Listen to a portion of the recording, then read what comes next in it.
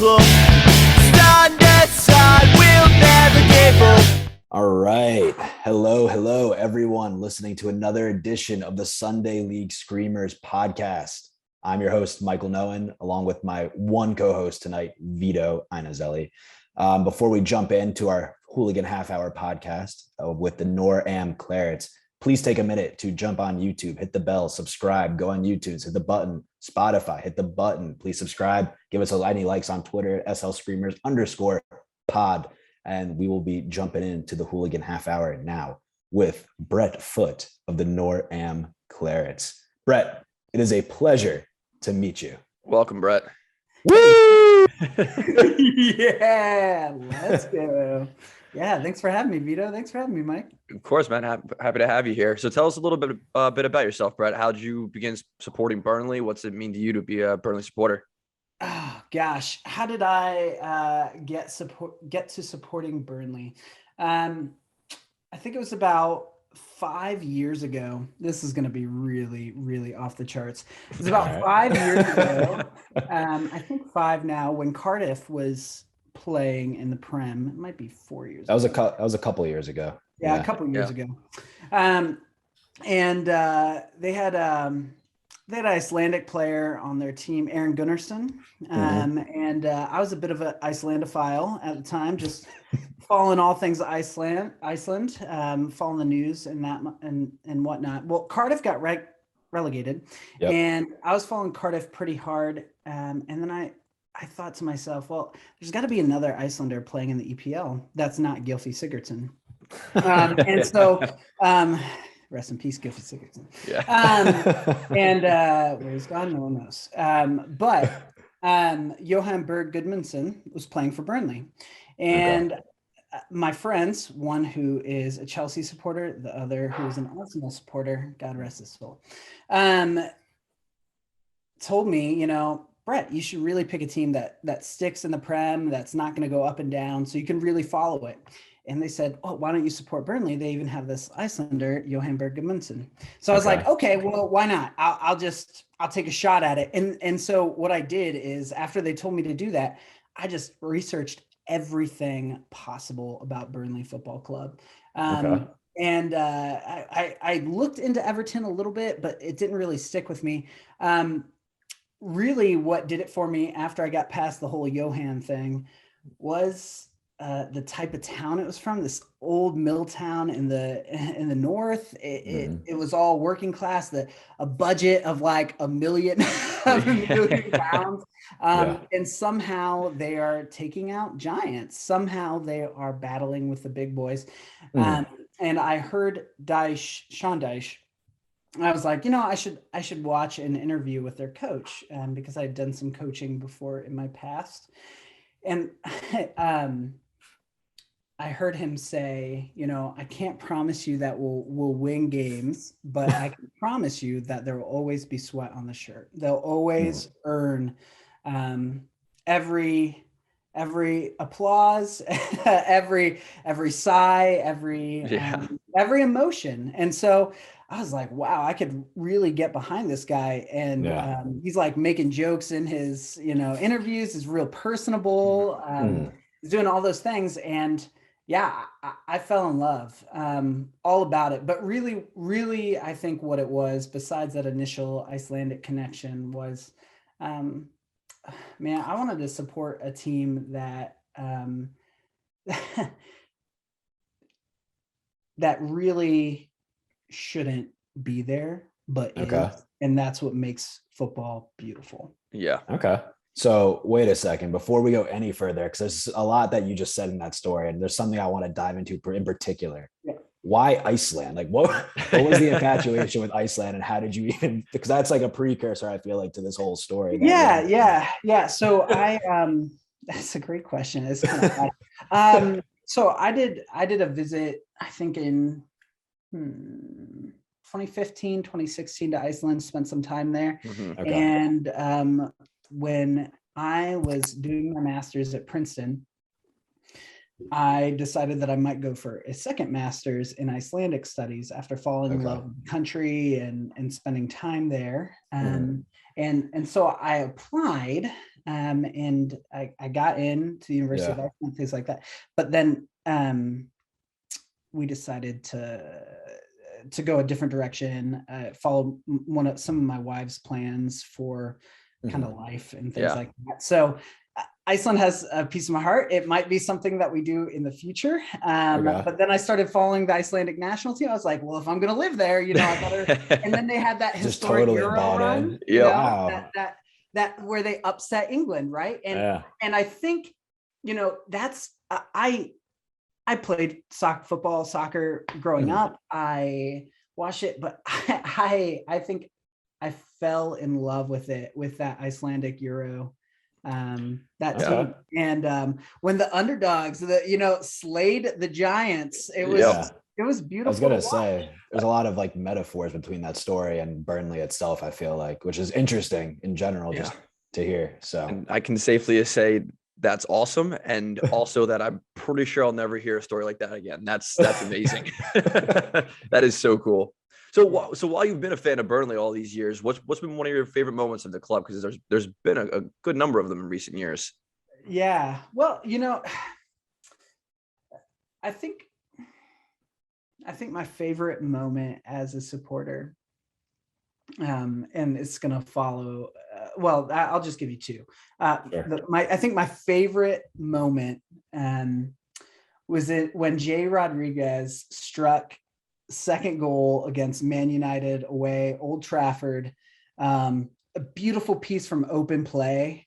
And I mean, it was nuts. And we won. We beat Man United away. And I know that sounds so kind of insignificant comparatively to, I think, other teams in the EPL, but when we're kind of bottom feeding, beating Norwich and whoever's coming up, Watford or Fulham, to kind of take it to one of the big six, it felt beautiful. It felt right, and to also say, we played some exceptional football to do that. It wasn't just throw 10 men, 11 men behind the ball and just sit there. It was really good. And I'd say the second was probably one of the most fun games to watch was Wolves last year. Chris Wood hat trick.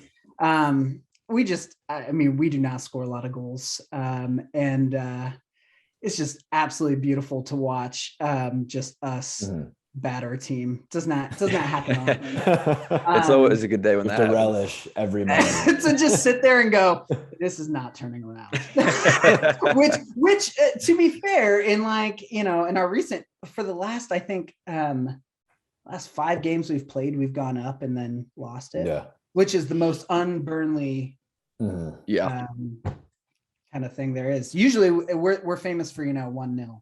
It's kind of what we do. So those are like my favorite memories. I think this summer's transfer window is historic. We bought someone from the continent, Maxwell Cornet, and he is one of the silkiest players I've ever seen. I was gonna say, leading goal scorer. I've been following Burnley pretty heavily, just obviously for the podcast purposes of this past season, and he has been a revelation for that team, at least for the past couple of years I've been watching, and the way he's able to get on the ball. And this is something we were going to get into a little bit, but we can obviously dive into it now. But he's been he's an X factor on the ball. He's almost like what St. Maximin, at least to Newcastle, is for me. He's like for what you guys is at Burnley. He has that ability to really change a game. And it was pretty apparent, at least in the last game over the weekend. Got on the ball, scored the 3rd goal, and pretty much left the defender for dead. He has a couple sweet volleys too in some previous games. Like he's a baller. So he's a hell of a signing. Yeah. And here's the thing too, you see, some teams just drop immense amounts of money and do nothing. And, it's our club record signing for what works out to be like 15 million euro. And it's unreal. It is. Really I mean, when you look at the scoring charts right now for the Premier League, I mean, obviously Mo Salah is on top and Jamie Vardy, people that have been there for the last 10 years, but not too far down that list, tied for 5th right now is Cornet. So, I mean, he's definitely doing the job you need him to do. I mean, You said something interesting before too. Like you think of Burnley, you think of 1-0 hard fought wins. What do you think makes you so difficult to break down? I mean, especially at home. Or Mike, how did Mike put it? A cold, wet night at Turf Moor. Burnley, It used to be Stoke, but now it's Turf Moor. Yeah, now it's Turf Moor. I think really what, when Dyche says there's going to be sweat on the shirt, Dyche really desires a complete player. And it's not just, here, this person's really great at attacking and can't defend, can't get behind the ball. And that's why I think people like Matej Vidra doesn't slot into the team that often, because he is way more technical. He's what our team needs. Absolutely 100%. But that's why it doesn't fit in. I think really because he demands maximum effort. Dyche demands maximum effort. And I think the people really bought into the culture. The players did, the town did. I mean, even the previous board and our current board, they all bought into it. I mean, literally, they're sipping the Kool-Aid, the Dyche Kool-Aid. No joke. Kool-Aid. I mean, no, you're right. And so far it's really worked. I mean, we've had, one or two mishaps, especially in player buys. And I think it was, hey, culture didn't fit. And, Patrick Bamford, famous for speaking out about silver spoon in his mouth, the comment Dyche made. And then Ben Gibson, who literally spent a season at Middlesbrough training, even though he's a Burnley player. Yeah. So I think it has to do with culture and buying into the culture. And if you want to be a part of it, you want to defend when you need to defend, then Speaking of the buying aspect, and this is something I wanted to bring up, and I think Vito probably wanted to bring this up also. So obviously, I believe it's the ALK group or the ALK consortium. I don't know what the name that they're going with. Best investors. ALK. Sure. ALK. So they obviously just made a pretty large purchase to be majority owners of Burnley. I'm kind of curious, since that takeover has taken place, I believe they're also American backed, right? If I'm not mistaken. Not that it really matters at all, but how has that been from like a Burnley fan base perspective? How have they been received from, both the fans in the US versus the fans in the UK? I'm kind of curious, what are their plans long-term for Burnley as a football club in general? Yeah, now this is really interesting, especially when it comes to perspectives versus UK and US supporters. The threads that go back to a takeover, we thought a Middle Eastern group would buy the club with one person that didn't pass the owners and operators test. He had bought a club and put them into administration pretty quick. Wasn't the Saudis, was it? No, I'm just kidding. No, it wasn't. We were not going to get we were not going to get purchased by the Saudis. It was an Egyptian, and Farnell, I think his name is. Okay. Anyway, he bought a club and ran it into the ground, stripped of its assets, and then put it into administration and left. So we were really worried about that, and they were close, but they did not meet the valuation. ALK, the group, they actually sought to purchase Sheffield United. A very similar kind of hard-nosed, Wilder was in at that time, very hard-nosed team to break down, had that exceptional season, and then just plummeted. Apart. like a lead balloon. Yeah. Is real bad. Anyway, as far as it goes in perspectives,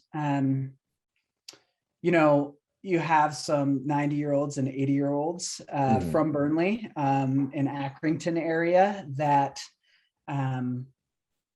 being that Burnley was the only Premier League club that was owned by people from the town. There was a lot. Mike Garlick was from Burnley. I don't know if you knew that. I didn't know that. Every single person that has ever owned Burnley Football Club up until this point has been from the town. Wow. Okay. Very cool. Yes. So, and that was part of the story too. What I loved about it is that, it's Burnley bred and that whole ethic is right there. Even though Dyche wasn't from Burnley, he really spoke their language. And so this is ALK is the first set of owners that have not been from Burnley, let alone England, from that matter. And so that you have those 90-year-olds, 80-year-olds, even some younger folks like 40s, 50s, really untrusting. And even when the purchase happened, you had a few people posting GIFs on the message board or in our North American Clarets Twitter or our Facebook group with "Here come the Yanks," and it's got like all these, you don't need to know, but there's all these wild GIFs going around. I think American supporters were very, very excited because we thought, our fan base is pretty small this side of it. We thought that, this is a great opportunity to kind of spread the Burnley gospel. I don't know. Here in America, there is a story there, and for exposure in that way. I think from a UK supporter standpoint, there's just a lot of distrust and put your money where your mouth is. Especially because they financed with the same people that Southampton did and MSD Holdings, Michael Dell. And so this is the first time Burnley has had debt. Wow. Ever. Well, you're not alone in the Premier League. I think that's a vast majority of clubs at this point in time, especially during post-pandemic. Yeah, I mean, but it's different for them. You're right. We're kind of like buying into the mold now, which is great. But I think what made Burnley special, and so then maybe this is a little of those like old guys rubbing off of me on the board. I don't know. I think what made Burnley special is that, we always balanced the checkbook. We always, did it right. And somehow, buying Phil Bardsley when he's 40, I don't know, has somehow made us survive in the greatest soccer league in the world. Yeah. So what are their plans? Have they been pretty open, like as a group, about like the direction and strategic, what like strategies they have in general? Obviously they made that record signing of Maxwell Cornet, so that would at least show some type of ambition in that sense. And I'm kind of curious if there's a 5-year, 10-year strategy to get back to Europe, because there was that portion where Burnley was in Europe not too long ago for a brief second. And then also, whether it's more signings or more likely coming up through like the youth system itself. So I'm wondering how that kind of breaks down for them. Yeah. So ALK, right away, Alan Pace, who's the director of ALK, bought 2 apps that you should look into, AI Scout and Player Lens. AI Scout is actually developed in partnership with Chelsea, but Burnley is the one who owns it. And what it is from your phone, you can do anywhere in the world trials for Prem academies or different academies, whether it be Burnley or Chelsea or, who is it? I don't know if it's the India national football team using it right now or the Thai national football team, but to figure out their grassroots players. And so really ALK's plans and ambitions revolve a lot around technology, a little bit of Moneyball, but they literally had, I think like 13 or 14 players they brought in from AI Scout to trial for Burnley. And I think several of them got signed to our U23s. So that's pretty incredible. And that was for free. I mean, essentially, it's an app. So there's that. They do plan to invest, but they really want to double down on youth system and expanding the net, so to speak. Catchment that they use. Yeah. Interesting. So that's plans for the future, but what about the plans for right now? I mean, looking at the table, how the season's gone so far, I mean, you're not in dire position. I know right now Burnley is sitting in the relegation zone, but by maybe 1 game, 3 points in total. And given Sean Dyche is at the helm and Burnley have a history of pulling off the great escape, what are your hopes for how this season turns out for you guys? Obviously, staying in the league is number 1 priority, but are you looking at a mid-table finish still?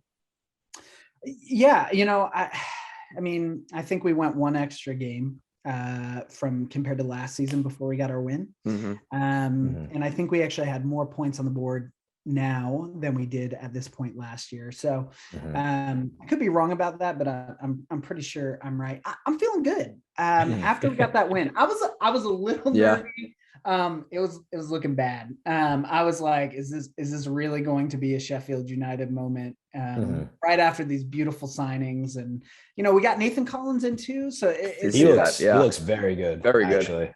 He does. He's rated one of the top U21 players in all of Europe today. And so that was beautiful. So I think honestly, I think we'll take at least 6 points from our next 6 games, hopefully 9.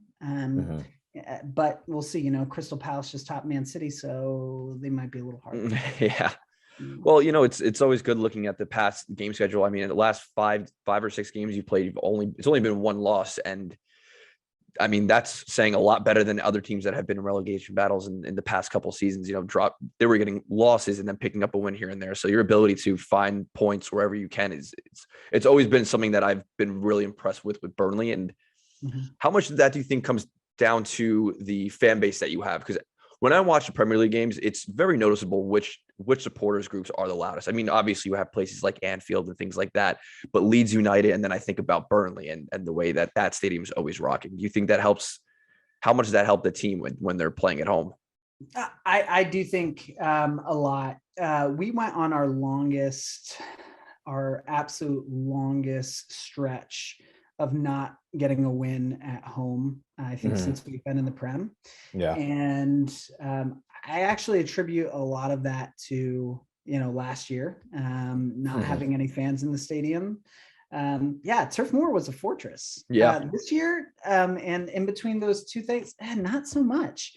And I really do, for some teams that can roll out like Man City, who don't really, no offense, someone's going to hear this, but they don't really have like these wild fan bases. They're like selling tickets for nothing, to get people in. Players like that, you don't even need it. Sometimes you don't even need fans to just show up and do your job. Riyad Mahrez can fire 3 in, and that's beautiful. You got Jack Grealish and things like that. But I think absolutely.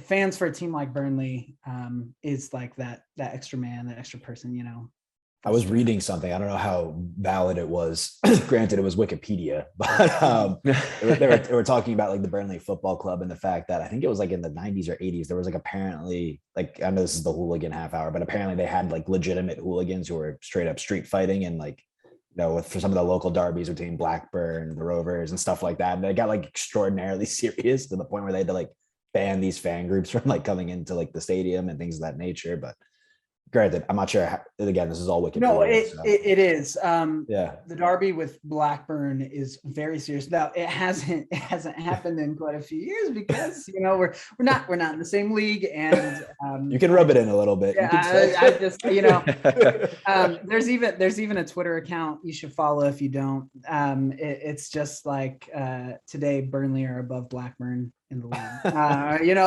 And it's just literally every day they post like a ticker at this many days, this many years and days.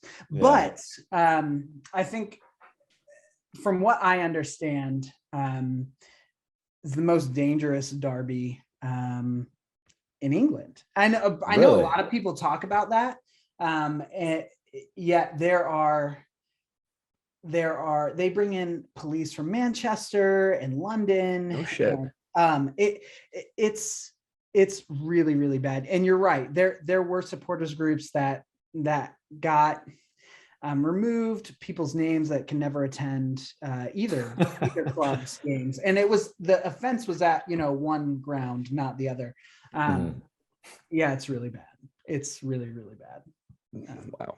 I mean, you mentioned this before, and I just wanted to kind of follow up on that for anyone that didn't know. You had mentioned that, Burnley was down in the 80s into Division 4. I mean, in 15 years, Burnley went from Division 4 and back into the top flight, which I don't know that I've ever heard of a team doing it that fast. So I think that just goes back to your point with how well this club has been run over the years. And it's kind of been a stalwart. Do you think that's why they have so much faith in Sean Dyche? I do. They believe the process. Yeah, trust the process. And Ian Wright played for Burnley. And when he was brought in, he was their record signing, and it was after he was, kind of done in the Prem. But Burnley has a way of pulling in players. And that was before Dyche and all this stuff. But even when Dyche was in, he brought in a guy named George Boyd for €3 million, £3 million, and just set the world on fire in the Prem. Scored beautiful goals at Man City, all this stuff. I really think every manager that they've had, at least kind of up until Dyche, and as they were getting out of that fourth tier, battling it out with Leyton Orient in the mud. Literally, truthfully, was, let's just grab someone that we know has a lot of experience and their legs might be a little tired, but they will get the job done. So it's always been like bargain, but experience and do it. And they've just continued to build that up kind of in that framework since that fourth division time. Very cool. So who do you enjoy watching the most on that team? I know for me, I can say Chris Wood. I love the fact that every time I watch a Burnley game, I just feel like he comes out of nowhere and all of a sudden he's in the right position and he's trying to get on the end of the ball. And I'm like, where did this guy just a Houdini from to be in the right position right now? And I know Mike would say Sean Dyche. He just would sit there watching your manager. No. From a player perspective, I do like Cornet a lot. I think at least this past year, he's been really good. The past couple years, I have liked Tarkowski a lot. I think he's a great defender. He's a stud in the back, and also Nick Pope, the keeper. I think he's really good. Yeah, Pope. So.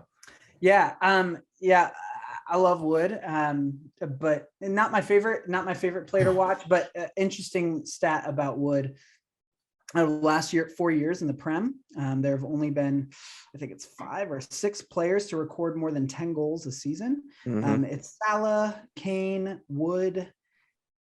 Probably Aguero. Aguero, probably. Yeah. It might be Aguero. He had that last year. I don't even know if he recorded. Definitely Vardy.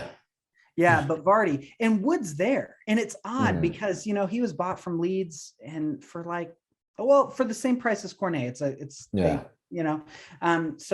bargain. Anyway, my favorite player to watch. Oh gosh, I really think Dwight Mcneil. He's good. I like McNeil.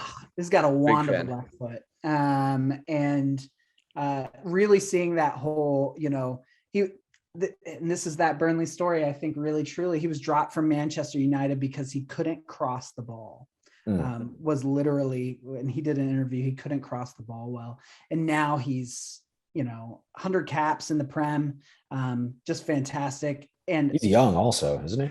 He's super young. He's 21. Yeah. Really young. So I mean, he's a ton of fun to watch. Plays with a chip on his shoulder, and when he's on and firing, I just remember watching his goal against Everton and just right around Thiago, not Thiago, but right around, and boom, just. It's funny. When I was my old roommate, when I would sit home and I'd watch as many Premier League games as I can. It's a little tough for me being on the West Coast at times because the first batch goes on at 4:30 and then there's like a bunch of games at 7 a.m. You're just lazy. Exactly.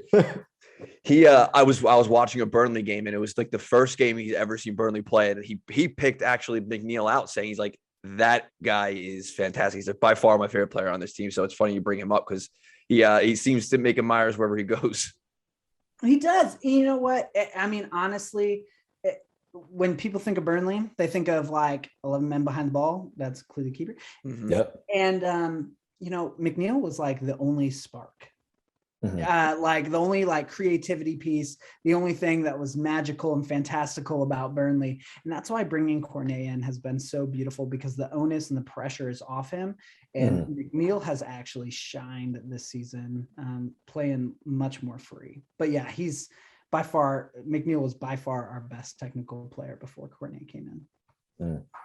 Yeah. So out of, I guess, so we talked about players you like watching now. Are there any, like we talked about the youth system, or even players who are like Collins, for instance, who you guys just brought in, but anyone that you're more or less pretty hyped on, or at least the Burnley fans are pretty stoked on as they're coming through the ranks? They're already kind of starting to get that taste of the first team. Kind of curious who to watch out for. Two people in particular. Yeah. Collins for sure. I think he's going to be one of the top 5 center backs in the Prem. Okay. I know it's a bold prediction, I like it. but every time he's deputized since Ben Mee's been out, and now he's back in, but I really truthfully, Dyche knows his center backs, he knows his defenders, and to follow up someone like Tarkowski will probably move on in January or in the summer. He might sign a new contract, probably not. You got to be just exceptional. A great player. The one player I am most stoked about is a young U23 player called Lewis Richardson. Okay. I don't know if you've heard that name before. He's been playing in the England youth setup all throughout. Okay. He's going through and he's training with the first team. He's not playing with the under 23s anymore. And to do that, I mean, Dyche does not McNeil was like a total happenstance. It's people got injured and that's why he was brought up. As Dyche calls him, young Rico. Young Rico is really setting their eyes on fire. I mean, he's a striker. He's just exceptionally good. If you had to pick like an in between, he's not like a hold up specialist like Barnes or Wood. He's more of like a Jay Rodriguez. Okay. Jay Rodriguez. Yeah. Anyway. They love chanting that. Interesting. Jay Rodriguez is from Burnley, if you did not know. I did not know that. Oh, that's why he's one of our own. Yeah, okay. That's they just say cool. Jay Rodriguez because the accent. Oh my God, the feeling of playing for your hometown boyhood club has to be other level. Yeah, and I think that's also why, like, that beautiful goal against Manchester United to beat them at Old Trafford. Yeah, but Jay Rodriguez grew up, loved Burnley, always wanted to play for the club, and then got to. Nice. And it was, beautiful. It was beautiful. Very cool. Yeah. Well, Mike, do you have anything else you want to ask? I was going to say, just in general, I mean, where can people find more about the North American Clarets? How can they get in touch if they're interested in joining the fan base? Like, what does that look like in general? Yeah, absolutely. So at NorAm Clarets on Twitter, North American Clarets on Facebook, just search it in, you find the group. A lot of us are also active on Clarets Bar International, if you look that up on Facebook. But I think the primo source, the insider source for all things happening Burnley is the Dinosaur Stone Age up the Clarets message board in what's known as the B-hole end. Just trust the process. Trust the process. Yeah. The disclaimer for anybody listening: please don't get mad at us if something else pops up. No. This is not X-rated. Just go to uptheclarets.com, and then there's the message board in the B-hole end, which was the name of one of the ends at Turf Moor that got reconstructed and has a new name now. Thankfully. But go there and sign up, be a part of it. It's great. Awesome. And yeah, if anyone missed that, I'll make sure that the links to everything that Brett just noted are down in the bio of the videos and to our podcast, so you guys can take a look. Sweet. Cool. And with that, that'll do it for this episode of the Sunday League Screamers on the Hooligan Half Hour. Again, please take a moment to check out the links in the description, like Vito stated, to not only our social media platforms, but Brett, the North American Clarets, and make sure you click sign up, check it out. Just be careful about the B-hole, the links. But besides that, I'm Michael Noen signing off with Vito Anazelli, my co-host, Brett Foote. Thank you again for joining us. It's been a pleasure talking to you, learning more about the North American Clarets and Burnley in general. Yeah, I loved it. Thanks for having me.